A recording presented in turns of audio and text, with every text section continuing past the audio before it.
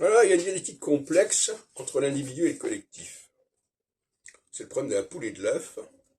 Est-ce que le collectif détermine les individus, ou est-ce que ce sont les individus qui constituent le collectif?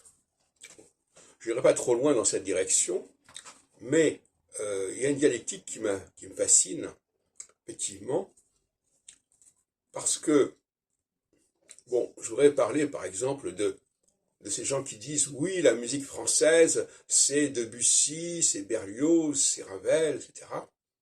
On cite quelques noms, quelques très rares noms, pour désigner un collectif. Donc, de même qu'on va dire la science polonaise, c'est ceci, la science russe, c'est cela.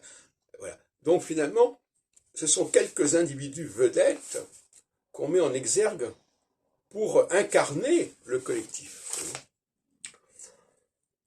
Ça peut paraître un peu tiré par les cheveux, de certaine manière. Inversement, l'individu peut-il être dissocié du collectif? Est-ce qu'effectivement, le fait d'appartenir à un certain peuple n'est pas un élément déterminant, essentiel? C'est une question qui peut se poser aussi. Il se pose notamment dans le domaine du judaïsme, qui est un sujet qui m'intéresse spécialement. Est-ce que l'individu juif, le créateur juif, il est juif par hasard, ou est-ce que sa condition de juif détermine sa capacité créative? C'est une grande question qui se pose.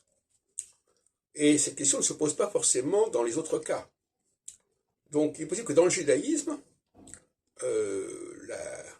la force de l'individu soit liée à sa naissance, à son sens, on peut dire. Alors que dans d'autres domaines, dans d'autres nations, d'autres religions, le fait d'être né dans tel et tel pays ou dans telle religion était quelque chose d'assez aléatoire et accessoire.